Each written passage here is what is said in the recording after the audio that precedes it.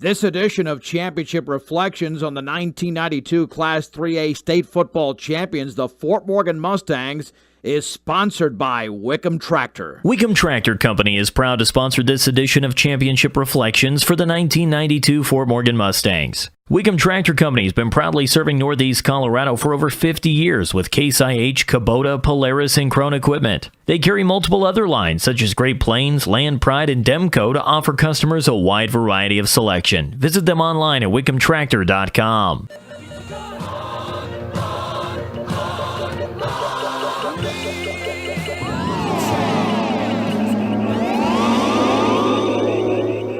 Following a 3-win football season in 1991, the Fort Morgan Mustangs had considerably higher expectations in 1992. A 21-0 win in brush over the Beat Diggers, who would win the 2A state title later that season, got things going in the right direction for the Mustangs, and 13 weeks later, they were crowned Class 3A state champions. The Mustangs had a roster loaded with instrumental players, including senior and 2A starter John Garver. We didn't have any idea that we would be that good. I think it was just the timing of everything coming together like it did. Basically, that's what's cool about Fort Morgan in general. I don't know about I'm pretty sure about the 99 team too. We just kind of all grew up together. I mean, I played soccer with Josh and John Stadler at Columbine, and Matt Roth is my neighbor down the road, and we just all kind of, we knew each other, Joe Alonzo. I mean, we all grew up together and kind of just came together and knew what each other could do. We had a little bit of some inklings when we were in the playoffs. I think it was against Moffett County the year before. And I hadn't played quarterback all year, but I was a backup to the quarterbacks, and I think John got hit or something. And they came running in. They're like, "Hey, you're quarterback now." I was like, "What? All right, here we go." So we threw a ball down the sidelines, and we came back. We still lost, but thinking back, man, we had the athletes. We should have just thrown the ball up to them and seen what we could do. But anyways, we lost in that, and then I was thrown up on the way back, said a concussion, and coach was like, "I think we found our next quarterback." Well, they decided the next year to move me to free safety, and they wanted me to play both sides of the ball, so I didn't end up being the quarterback. I was backing up to Stadler and some of the other ones, Brad Wickham. But long story short, just basically we grew up together and kind of knew that we all kind of it was that bond that you just can't explain. Did you ever talk state title, or was that something that just came together? Because after all, you came off a losing season, even though you did make the playoffs. Or was this something that even caught the team by surprise, even though you were extremely athletic and obviously it proved out on the field? Yeah, I would say no. We never talked state championship. We never talked any of that stuff. We just talked winning each game, and we'd have defensive meetings, and Coach Ritter would get in the defensive meetings, and we would just, he would do some certain motivational things. I remember bringing an egg one time and some certain stuff because we'd throw up goose eggs on other teams. So lots of times too, I think it was just I loved baseball, and some of our stuff crossed over from different sports. Like Joe was a great wrestler, and so he could tackle people. McFarland was all out as a linebacker. Just some of that stuff. And like I said, we just kind of knew. From growing up playing together, we just kind of knew what each other was going to do. I mean, Stadler knew that if he threw it, I was going to go at least catch it or knock it down or something, so it wasn't going to be intercepted, just that trust we had with each other. And so, and the other thing that was weird about that team, not weird, was great about that team, was, if something bad did happen, we didn't get on each other. It was just we knew that we would just pick each other up, and we did. Was there any adversity the team faced throughout the course of the season, since you were basically dominating opponents in and out, or did Coach Kahl and the assistants have to refocus the team at all, or do you remember any of those moments? Because when you're cruising along, it just seems that maybe those moments don't happen too frequently. Yeah, so the only time I remember we gave up a long touchdown to Fort Lupton. There was a few things in some games where we gave up a few little things. I mean, they were kind of big things during the game, but at the time we just overcame them. Coach came to me and said, how's the team responding? What are we doing? And I remember him choosing us captains and talking to us and just seeing kind of how the team felt about things. And I remember somewhere in the mid-season, I just said we're tired, and he took that to heart and let us let us have an easier week of practice, just resting, and then we came out and destroyed the team. So it was just, I think the coaches were really in tune with our ideas of trying to better the team. Like the year before when we were 3-8, some of the older kids were more into like giving somebody a cheap shot than they were trying to help the team. Where none of us were ever going to cheap shot anybody. We were the type of team that you can look on film, we'd knock you down, and then we'd pick you up and say, all right, let's go again. I mean, we weren't trying to be cheap or dirty. We just hit you hard, and then we'd pick you up and start over and do it again, How did you feel at the end of a lot of your games? Because you were playing a tight end and on offense and safety on defense. So were you fatigued at all? Was that the case? And did you have a preference for one side or the other since you didn't have a ton of two-way players? No, I loved both aspects of it. I think I only came out on kickoffs and that type of stuff.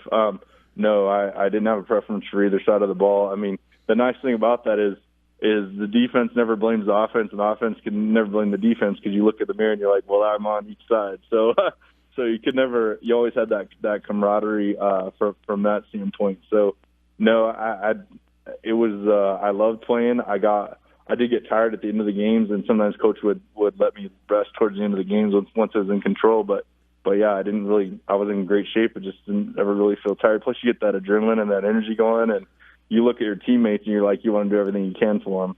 A couple of final things, John. Did this team have a weakness at all? Were the coaches trying to search for a weakness just to try to get yourself and everybody else better as the season wore along, or were you strong in every single area without any glimpses of a weakness? I really don't know if we really had a weakness. I think we were just all around. Like I like to describe us as being. I mean, I think maybe one player went on to play Division I football. I think we were all good athletes. A couple of them were pretty great. Like, I mean, Matt Roth went on to play college football.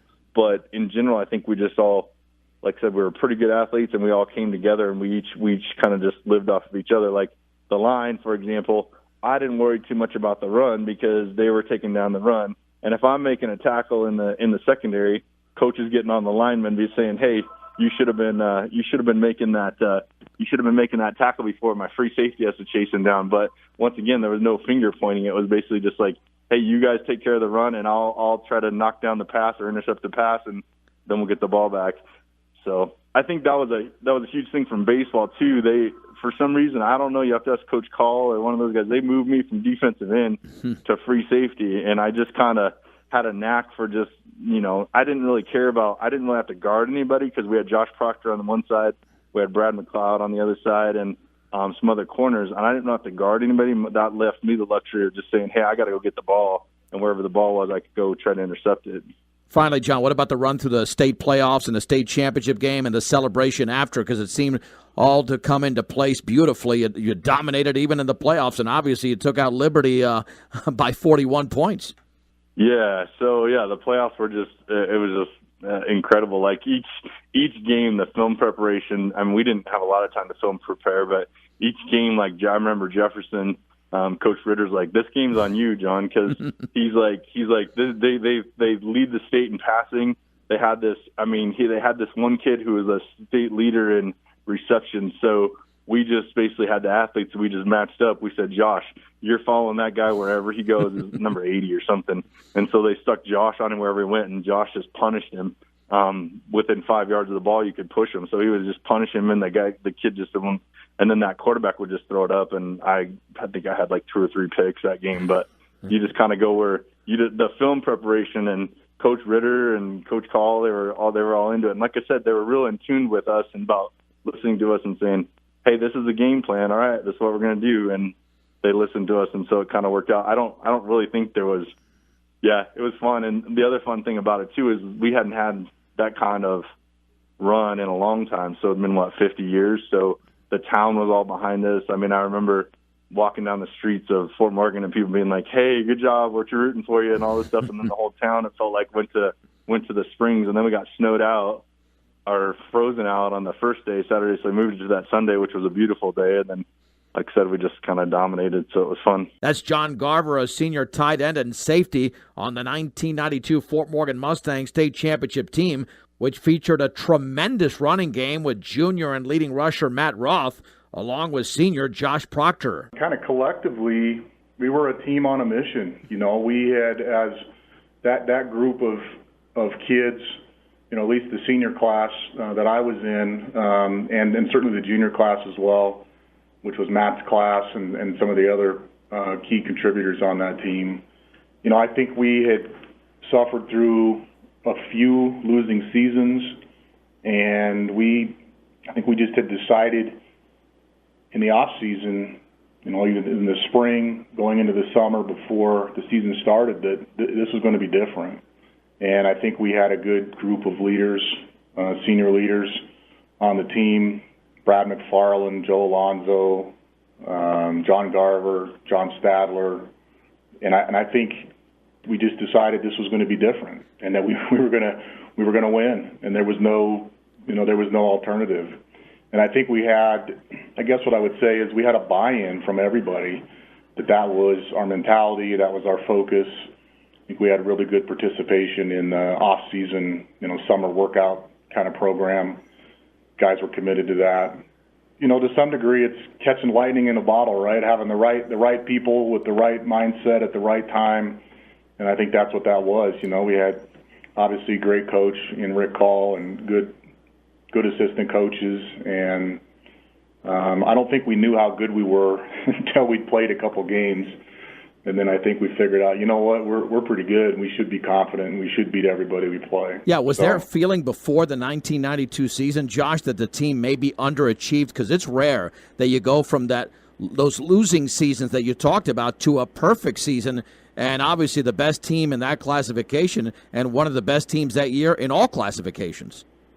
Yeah, I think it was a situation where, at least as seniors, we were tired of losing, and we thought that it was our time as seniors to right the ship, to do things the right way, to hold each other accountable, and we did, and it was a blast. I mean, it was the most fun, I would assume, the most fun any of us ever had playing football. It was a good group of guys with the right attitude. Everybody wanted to contribute. Everybody wanted to participate. Nobody was in it for themselves. Our starting line was probably, I couldn't tell you the average size. I'd be surprised if the average weight of our offensive line was over 180 pounds.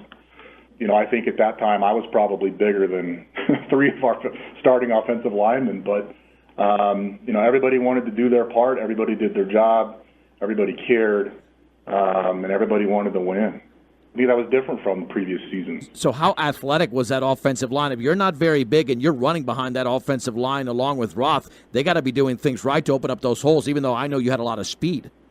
Yeah, it was exactly that. We our philosophy, I think, offensive line was we're going to execute and we're going to be fast. And, one of our offensive linemen was Jim Tomford, and Jim was also on our, sprint relay team in track. So, just kind of give you a sense like we're going to be we're going to be faster, and we played. I would imagine virtually every team we played was bigger than us. Certainly across the front, in the trenches, and our guys were just faster, and we did. We pulled guards and tackles and those kinds of things to kind of get out in front of the play. But I also think the guys they didn't have to hold their blocks for real long, right? For Matt or for me to get into the second level and do something. Were practices just as intense during the week as the games? Because obviously you dominated in the games, and maybe some of those games, Josh, could have been a little bit boring because you were so good, and the practices might have provided some more competition, so to speak, as opposed to some of those games. Interestingly, I would say practices during the week, during that season, were not super intense. We were focused on doing our job to get ready for the next game. But we didn't do a lot of hitting. We didn't do a lot of contact work. And I think, if I remember correctly, what Coach Kahl said was, look, if we're winning and we're doing our jobs and we're playing well, then we'll basically go easier during the week. We want to keep everybody healthy. We had times in the past, in previous seasons, where we didn't play well and things didn't go well, and we did extra conditioning, extra drill work on tackling and blocking and those kinds of things. And those were hard practices.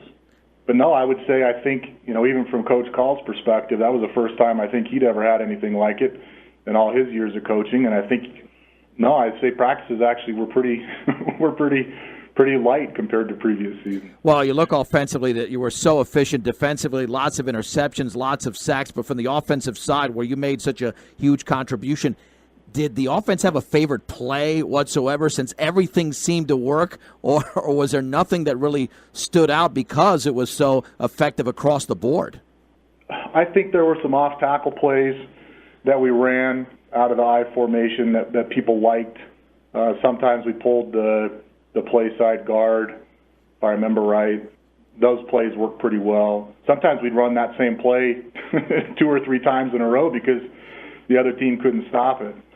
I can't remember other kind of specific plays, but, I mean, for the most part, most things worked eventually. Yeah, we were a dominant group of kids, and we were very motivated. Yeah, I would say an off-tackle running play was probably kind of bread and butter play for us to either side. Had good success with that. Was there a vocal leader on the team? Was this a team that talked quite a bit, or was everything done specifically just through the X's and O's, the physicality, the speed, and all that type of stuff? No, I think we had several people on our team who I would describe as leaders, primarily the seniors in our class. I mentioned Joe Alonzo, Brad McFarland. They were starting linebackers for us on the defense. Mitch Hergenrader, Steve Fritzler, John Garver on both sides of the ball. John was a tight end and a safety. There were a lot of voices, and I think basically we all had the same mentality, the same philosophy, and the same message was, we want to win. Everybody's going to do their part, and I think there was great stability, great leadership across the board. I mean, I suspect the other coaches would tell you, and Rick would tell you. I think as seniors we took care of all that stuff. I think it probably was less involvement from Rick than he probably had to do in the past in terms of trying to get kids motivated, get kids to work hard, those kinds of things. I think that started and ended with the team, with the senior leadership that we had.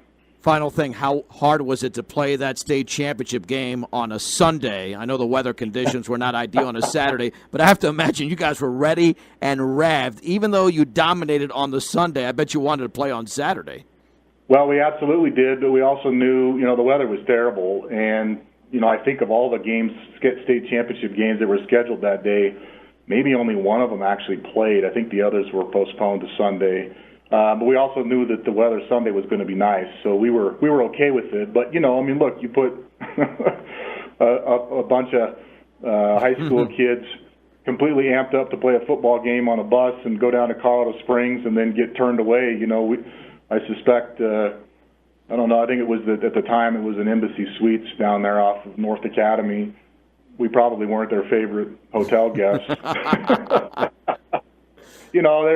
I think I remember. In fact, I think we had a meeting that night of the 4th, that Saturday night, where called by some of the seniors on our team, basically to get everybody in a room and tell them, "Hey, we got a game tomorrow." Yeah. So, quit screwing around in the pool, quit running around the hotel. Let's be focused. Let's get ready to play. And then, Sunday was a great day. It was. I think Matt scored every touchdown for the team on that day. They just couldn't stop him. We scored. I think we scored first. They scored next, and we kind of thought, okay, this is going to be a back and forth deal. We got to make a stop on defense, and we got to score every time on offense. And after that one touchdown that Liberty had, it was give Matt the ball and he'd run for a touchdown. It was incredible. That's 1992 Fort Morgan senior standout Josh Proctor on a team that won the Class 3A state championship. The head coach of that Mustang squad was Rick Kahl. Well, John, going back to the 91 season, we really had high hopes. We thought that was going to be a good year for us, but believe it or not, we had injuries. We had about 6 guys that were out for the year. Matt Roth wasn't able to play much. Steve Fritzler, who was an all-state offensive lineman in 92, broke his wrist, and so he was out for the year. So it ended up being a tough season. And, like you said, we were 3-8. They took 3 teams from the Tri-Valley that year to go into the playoffs. But, yeah, that was a tough season. So Did it provide quite a bit of motivation then going into the 92 season, knowing that you had this talent, but you got shortchanged because of injuries? And obviously that playoff appearance at least kept the string going. At that point, I believe that was 7 consecutive playoff appearances starting in 85. So there was some confidence. But what about the transition then from 91 to 92, knowing that part of the reason you didn't achieve what you wanted to in 91 was basically out of your control? Yes, and, we had a lot of starters coming back from that team in 91, and we just, we really thought this was going to be our year. We were really excited about it. So we had a midnight practice to start out the season. We wanted to be the first one to practice, and then as it turned out, playing the championship game on Sunday, we practiced first in that season, and then we were the latest team to play. So it was a storybook year. Okay, let's start with the very first game of the year. You took on Brush, on afternoon game in Brush. They ended up winning the 3A championship that year. What did you learn from that particular game, knowing that you were taking on a school that had gone to the state championship game, I believe, the previous 2 years as well? So you knew you had your hands full in game one alone, Coach. There's no doubt about it, and I have the highest respect for Larry Mills. Larry and I were always good friends. And when you play a Brush team, you got to be totally prepared. And, we ended up winning that game. I don't remember the score. But it's kind of funny.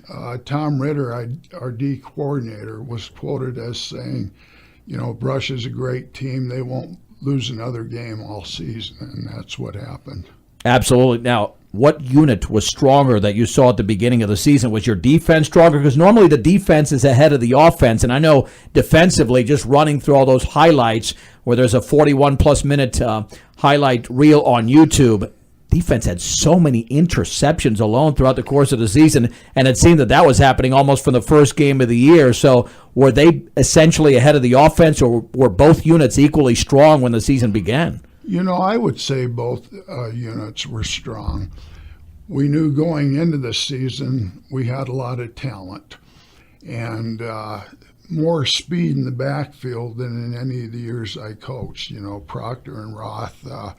Roth probably ran a 4.4, 4.5 40, and Josh Proctor ended up winning the state championship in 110-meter high hurdles for 3 years. So it's not too often that you get that kind of speed.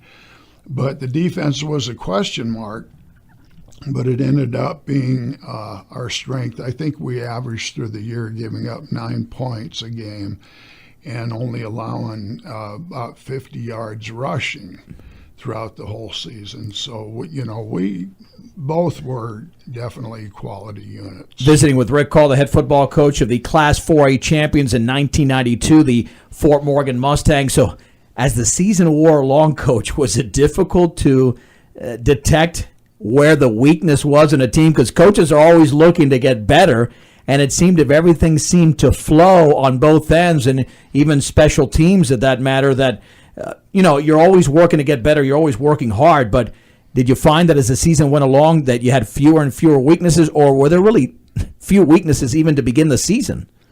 When I think at times maybe our biggest issue was overconfidence, looking past opponents. But we were strong on both sides of the ball.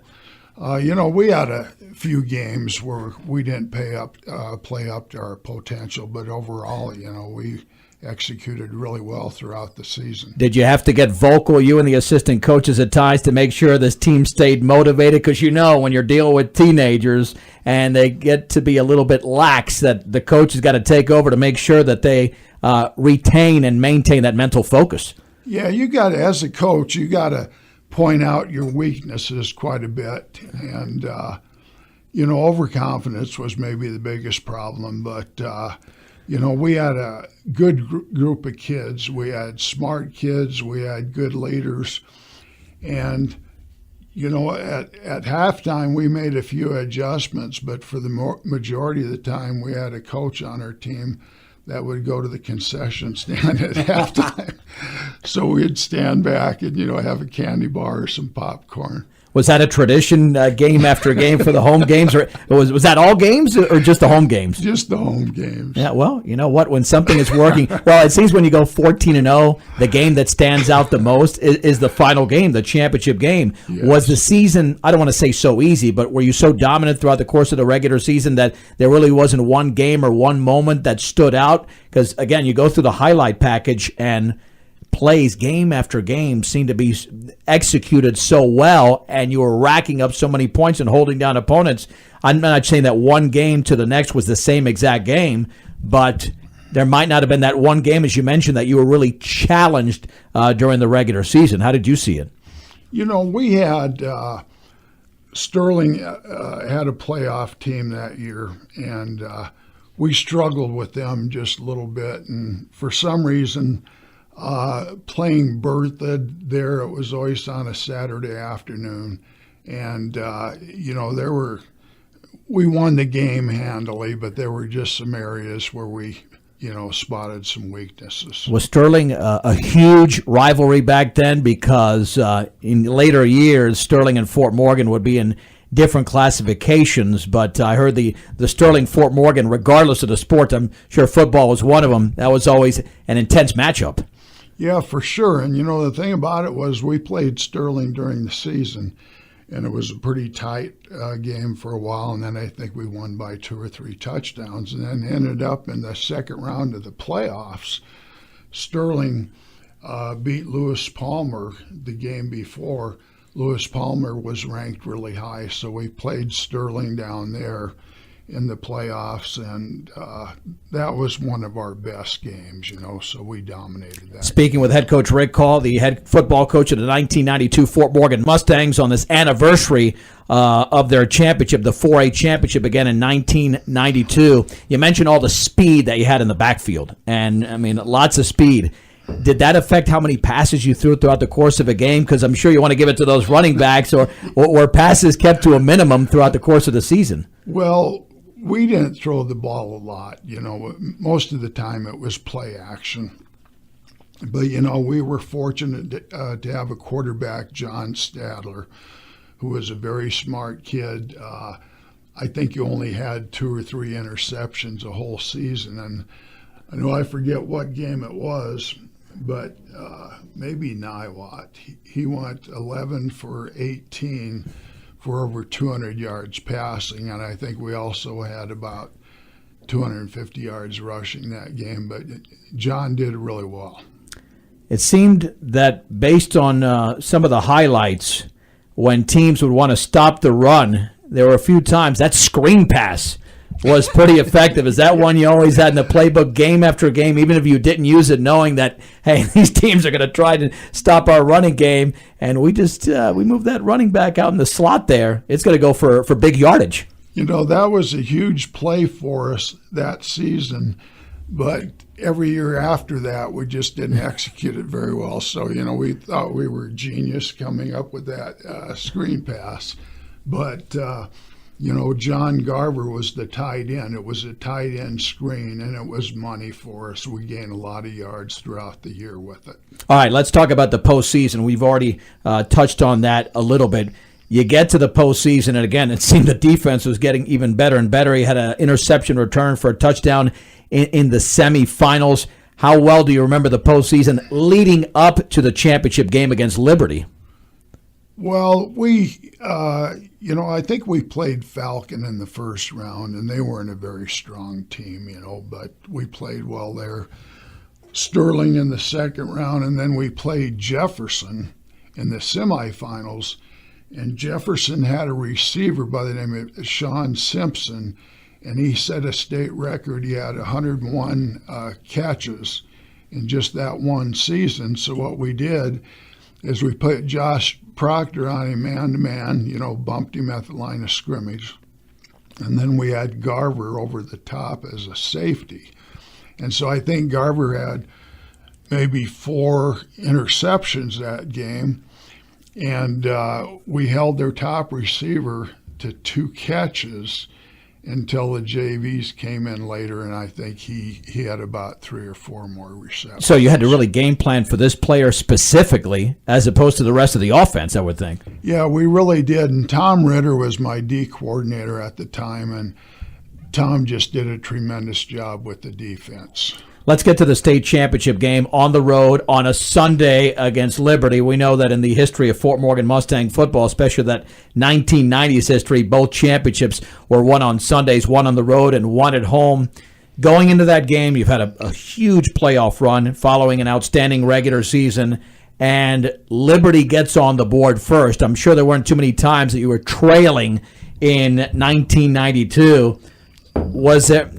I guess there wasn't any panic. There's so much football left, but did it kind of surprise your team, or did you figure, hey, this is just one drive, so much football left, no big deal? Well, first of all, leading up to that, John, when we got to Liberty that Saturday, the weather was 0 degrees wind chill, and it was. Before the game, we had a meeting with the 2 athletic directors and the 2 head coaches. And their AD said that we've contacted CHASA and it'd be okay for us to play on Sunday. So I asked them for a few minutes before we made the decision. I visited with the rest of my coaches, and I think it was the majority of my coaches wanted to play, but I said no, because it was just, we wouldn't have had much of a crowd because of the weather. And so we decided to play the game on Sunday. And spending the whole day with the team and evening, I really felt like it worked our advantage because there seemed to be more focus, and just we spent a couple hours at the mall. Guys had to get toothbrushes and deodorant and all that stuff. But, I really think it worked our advantage to play the game on Sunday. So how were the conditions? And we'll get back to the game in my previous question here a little bit later on. But how were the conditions then on Sunday compared to Saturday? And were you worried that with those frigid conditions on Saturday, it could affect team speed and the way your team operated on the football field? Well, when you're playing for a state championship, John, you want the conditions to be good. And it just wouldn't have been smart to play a game when it was that cold. But it was funny, by waiting the next day, sun was out, it was beautiful. Coaches were wearing T-shirts for a while, and it was just amazing. And then it was really neat because they estimated there were about 3,000 people attending the game and 1,000 from Fort Morgan, so the whole community was there. Yeah, I mean, what a turnout. But was that emblematic of the regular season too, and even in the previous playoff games where the support was just so overwhelming that this team felt that they really had a whole town behind them? It really was, and just the parents, the administration, volleyball team really supported us, and they ended up winning the state championship that year. But we just had a lot of support, and it was a fun season. Things really went well. Okay, as I mentioned earlier, you get down 7-0, then you roll with 48 consecutive points. Take us back to that, because it was essentially one of your regular season type performances where you're winning by so many points, and here you're doing it in a state championship game as the school was looking for its first title in 40 years, and you pretty much breezed by Liberty. Yes, and we were concerned because they ran the ball really well. They were a rushing team. And so anyway, just like I said, Tom Ritter was the D coordinator, and we had a good game plan. So even though you get a little worried when they scored first, but at the same time, we had a lot of confidence in our offense. All right, let's talk about some of the players that we haven't mentioned here. I know, it's hard to remember almost everybody, but I mean, you had such a dominant group of players. You mentioned Josh Proctor and many others. And a lot of times, obviously, it's just not the skill players, but you got the offensive and defensive lines responsible for making those other jobs that much easier on your football team. Yes, John, and when you had told me we were going to do this early in the week, I was really looking forward to it, And so I got a chance to look through the scrapbook for the season that my wife made me. And, it's one of those things, I'm kind of an emotional guy, and the tears come when you're looking at that because it was so special.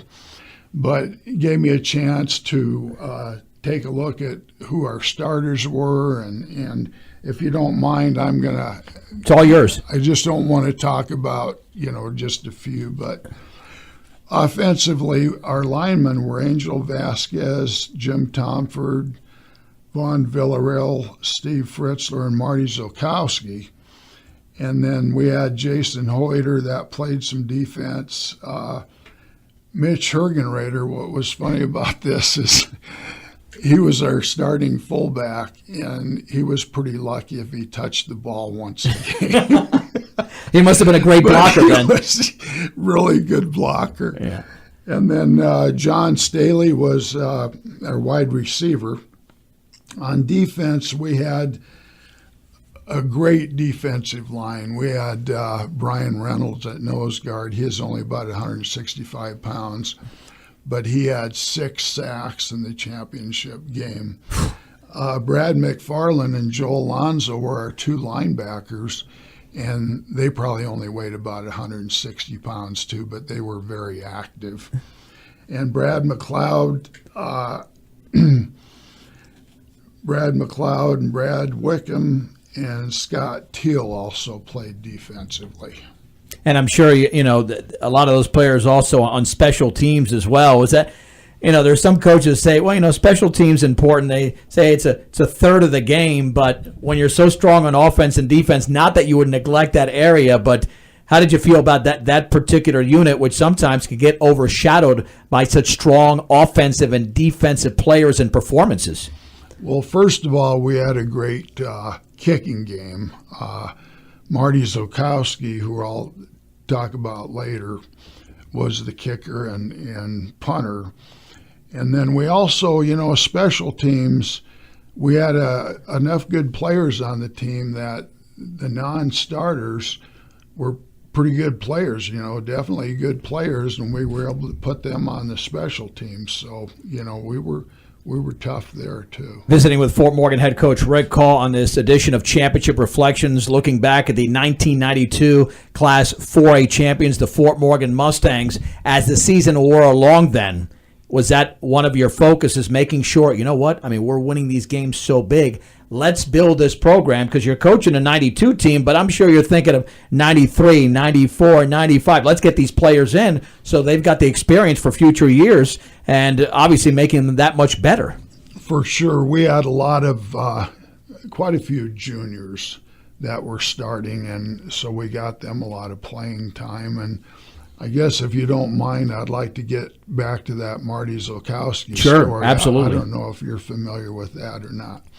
But Marty's dad was a golf pro out at the course, and so he was a great golfer. So, he played football in 8th grade, and then 9th, 10th, and 11th, he was on the golf team. So anyway, of course, quite a few times I would encourage him to come out for football, so he decided to. And he ended up being an all-state player for us, just a tremendous athlete. So just one of those things that happened that year that made it special. And I'm sure, again, that made the team that much stronger. Was that a pleasant surprise then? You weren't expecting that? Or did you figure, hey, we're eventually going to get this kid on the team just to balance us out a little bit more? It was kind of a 50-50 thing, and he wanted to do both, but he didn't think that would be fair for, either squad. And so he ended up just, he really loved football, and I think his dad was behind that decision too. As the season wore along with the offensive play calling, because I'm interested in your feedback on this, was it difficult sometimes to know which play to run because you figure this is going to work, this is going to work, this is going to work in these situations, and it's almost like you figure, man, I just want the one play because I know that's going to work above the others. Was there a struggle at times with the offensive play calling, knowing that no matter what option you ran, it was probably, or what play you chose to run, more than likely it was going to work. Well, I had an offensive coordinator, Ron Dill, that was with me for a long time, and he's just a really smart offensive mind. And so it took some of the pressure off of me, and so Ron, it was pretty easy, I think, for him to call the plays because most everything worked. And from the defensive side, speaking of certain play calling, you mentioned the 6 sacks in the championship game by just one player, but there were many other sacks throughout the course of the season. Did the team have to blitz much at all, or do you play straight-up football based on what you remembered from that 92 campaign? We didn't blitz a lot. We just felt that by playing a regular defense, we had all areas covered. But yeah, it was, like I said, Tom Ritter was my D coordinator, and he just did an outstanding job. All right, so you have your coaching staff, you've got your players, and we know, coaches are going to be vocal because that's their job.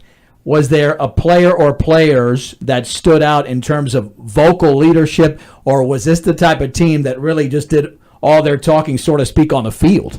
Well, a combination of both. We had some really good leaders, and it's interesting. We talk about the quality running backs we had in Proctor and Roth, great football players, but they were each number one academically in their class.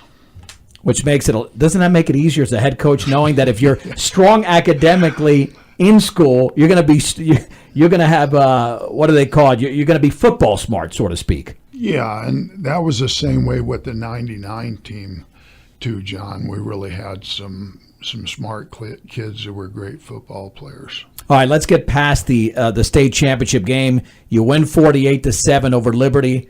How much do you reflect and remember the celebration? You're in your 12th year as head coach. You've won your first state title. These players had come off a tough year with the injuries that you alluded to earlier, and you've run the table. I can imagine with 1,000 fans there in Colorado Springs, the party did not start in Fort Morgan. It probably started over there and kept going for a while. I think so. With us not playing on Saturday, we checked into our hotel, and there were a ton of parents that, stayed overnight. And I think the dads really had a good time, especially. There was a big sign up at the hotel, go Liberty, beat Fort Morgan, and they were able to change it to go Fort Morgan, beat Liberty. And then, after the game, John, when we were coming home on the bus at the 34 exit out at the Wayward Wind, there were 40 cars waiting for us, and we had a fire truck, policeman. So the caravan, we went through Main Street, and then when we got to the high school, there was a big pep rally, so the whole thing was very special. And, of course, Coach, when you have such a special team, there are players that statistically contribute so much, and they also receive some postseason accolades as well.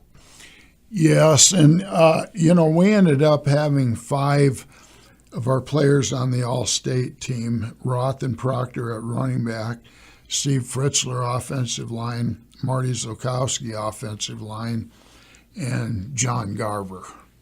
And, of course, you had some big performances on the ground from Roth and Proctor as well. We really did.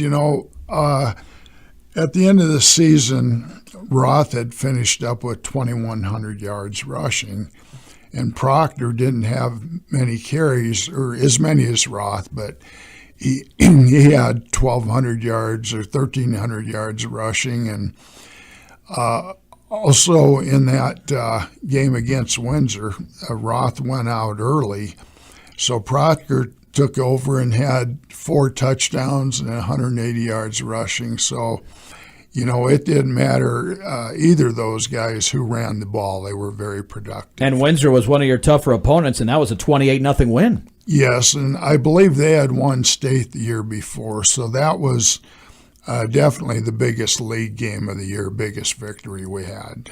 All right, let's go from 1992 to 2012. You have a 20-year reunion of this team. So How did that go? Because I'm sure, I would imagine, Coach, as the years go by, this never gets old talking about, reflecting on, because, every one of your teams is important, but when you have a season like this, nobody ever wants to forget one single memory from such a special team.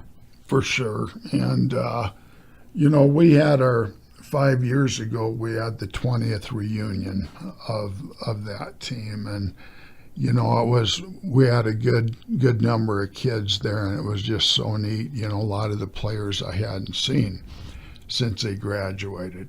That's head coach Rick Kahl of the 1992 Class 3A state football champions, the Fort Morgan Mustangs, a team that had 16 seniors, including Steve Fritzler, Marty Zolkowski, Josh Proctor, John Garver, John Staley, John Stadler, Angel Vasquez, Jim Tomford, Joe Alonzo, Mitch Hergenrader, Brad McFarland, Brad McLeod, Scott Teal, Mike Cole, Wade Durbin, and Jeremy Gibbs, who was not available to the team on Saturdays, but since the championship game was postponed to Sunday, someone was able to pick up his gear, and he was able to come and contribute and play for the Class 3A state championship. Thanks to the Fort Morgan Times for supplying us with many of these photos of the 1992 Class 3A state football champions, the Fort Morgan Mustangs, on this edition of Championship Reflections, sponsored by Wickham Tractor. Wickham Tractor Company is proud to sponsor this edition of Championship Reflections for the 1992 Fort Morgan Mustangs. When you're looking for the best in farming equipment and know-how, you're looking for Wickham Tractor Company. Visit them online at wickhamtractor.com or stop in at either 15447 Highway 34 in Fort Morgan or 18875 County Road 24 in Sterling. And be sure to like them on Facebook to stay connected on the most current deals.